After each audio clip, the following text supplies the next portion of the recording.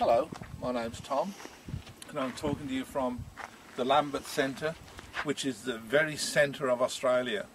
This is probably one of the most remote spots in the world, and I'd like to tell you a little bit about my caravan. The caravan is a Goldstream RV, off-road van. It was designed in conjunction with Mitch, who's the sales manager there, and I'd like to go through some of the points that makes RV, to my mind anyway, a great off-road van. I'll start with the chassis. The chassis is a 6-inch chassis or 100mm with a Highland coupling, which is a very good system. We've got a toolbox for the generator. There's a large toolbox, a large front boot, and I think that's a far better idea than a tunnel boot, because at least you can get at the stuff. The 6-inch chassis runs all the way through. In fact, it runs through past the end of the van, but I'll show you that a bit later.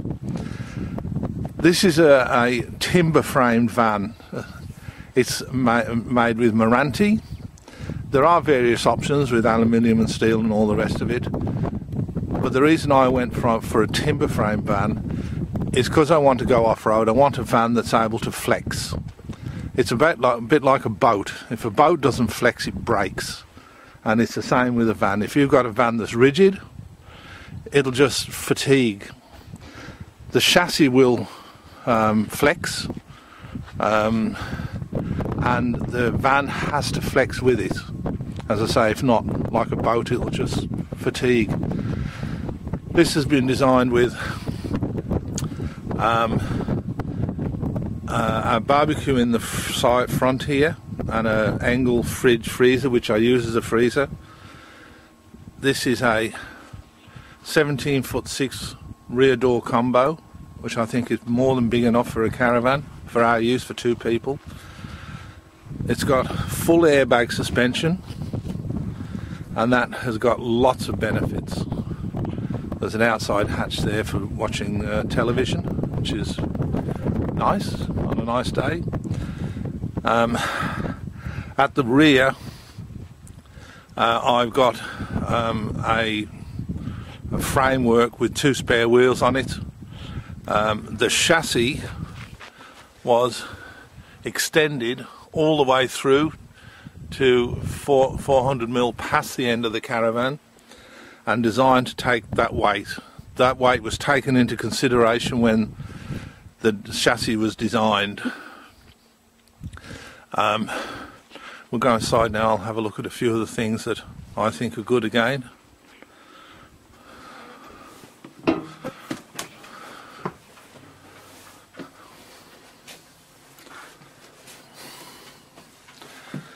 It's got a rear sink and cooktop, and a combination shower.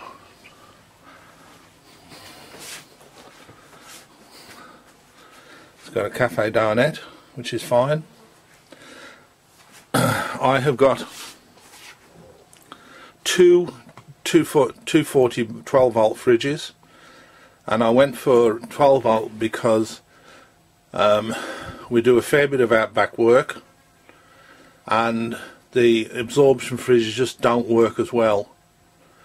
I've got a washing machine installed here, as you can see, and if I close the lid down, I've now got a bench that's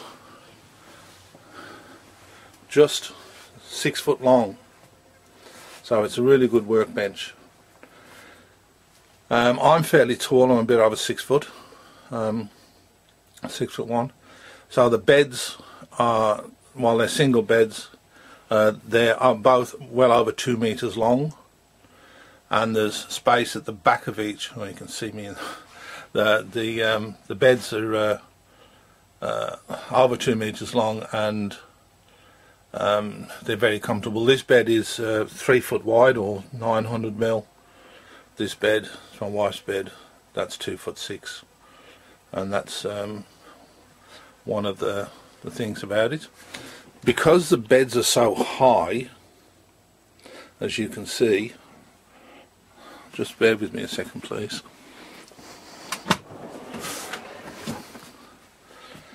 We've got 2 storage boxes, 2 this size, one behind the other, underneath the bed, and that gives us ample storage for clothing. We've also got good storage up top, all the way around.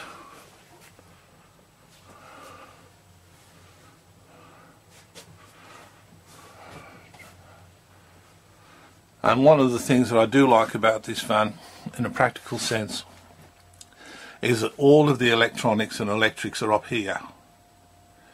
Now, so that if you've got a fuse to replace or something like that, you're not scrabbling around in the front boot.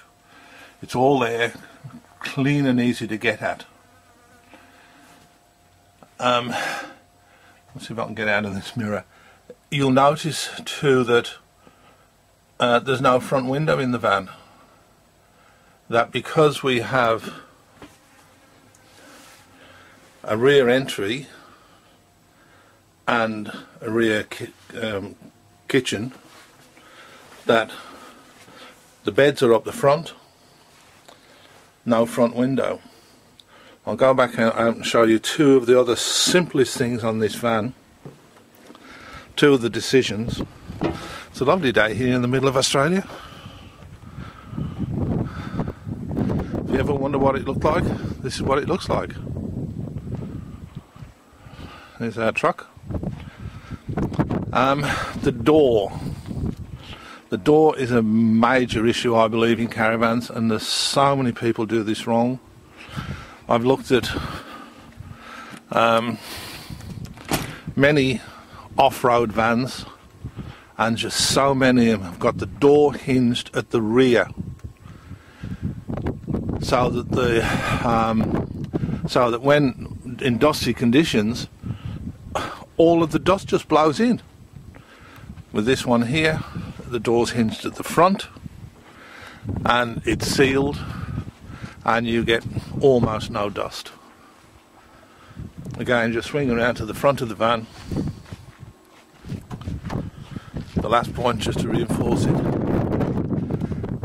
there is, or second last point, there is no front window. Nothing to leak, nothing to break. The stabiliser legs have got protection on them, so they don't get full of stones and grit, so you'll actually be able to use them if you want to. One of the advantages of an airbag suspension is that if you come to a ground that's uneven, all you do is you jack one side of the van up and let the other side down. I have got, just going around the other side of the van just for a second.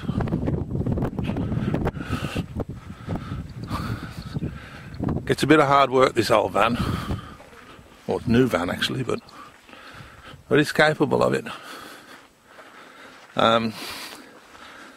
If you're getting a van and you're doing a lot of off-road work, a lot of free camping, it's well worth considering getting a grey water storage, because many places now are saying that you must contain your own waste grey water. So getting that done is a good idea. Again, you can see those front legs with that protection. There's dust on them, but there's no crud in them, so that you can use them. Alright, well, that's the last about my little van. It's in a Goldstream RV, 17'6" rear door combo. It's a little ripper.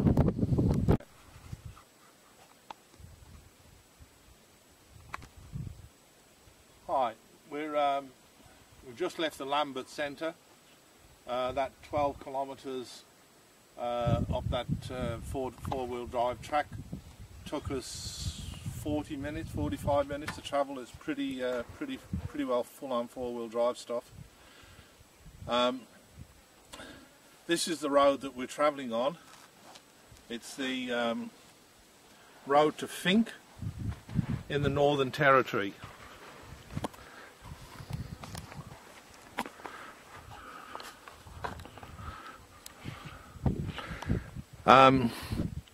So there's the start of the track that leads up to the Lambert Centre. This is our truck. Just a couple of things about it, little things. It has airbag suspension at the back, and we put sufficient air in it to have the rear spring hanger at about the same angle as it is as if there was no load in it. So the load is being carried by the airbags, but still having the flexibility of the springs. Back onto the caravan again. Goldstream caravans, unlike some caravans, don't use tech screws to attach the caravan to the frame. They use nuts and bolts with nylon knots on them, and that gives you a really solid, you know, construction method. One of the biggest dangers to caravans driving off-road are corrugations, and this road is pretty bad with corrugations. I'll just go aside and another couple of things I'll tell you about. Right, darling, off you go.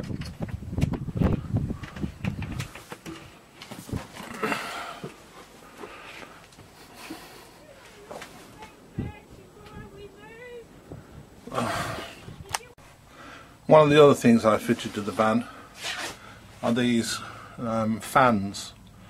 They make life very comfortable.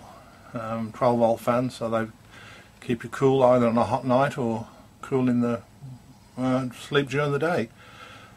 All of the cabinetry is glued and screwed, and it makes a very strong construction. Alright, darling, go ahead.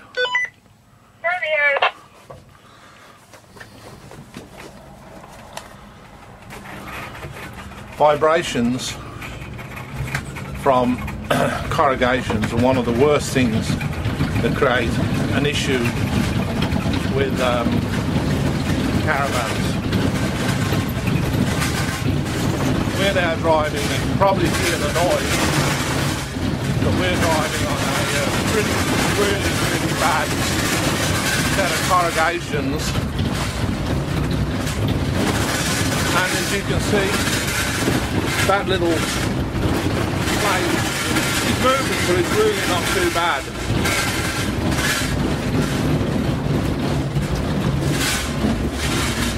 I have a top full of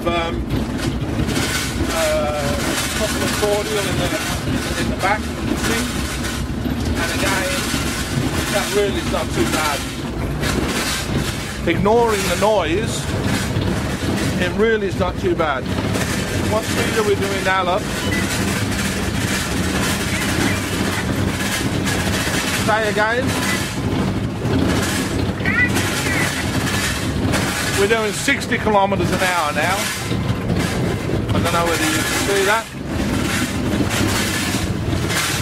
But apart from the noise, this is really super bad corrugations. And we're driving down the road, and things are rattling certainly, but it's really not that bad.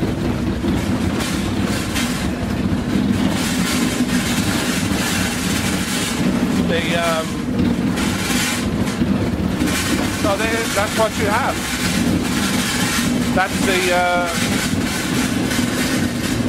it is noisy, but these are really bad corrugations, and we're doing 60 kilometers an hour.